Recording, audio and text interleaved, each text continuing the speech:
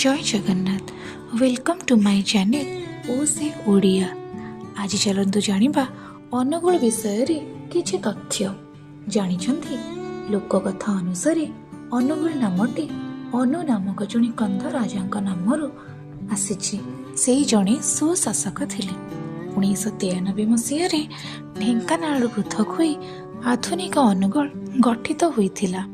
एठारे एशियार सर्वबृहत आलुमिनियम कारखाना नाल्को अवस्थित। सुनासगढ़ पहाड़ शीर्षरे एक शैलखंड उपरे श्री जगन्नाथ मंदिर अवस्थित।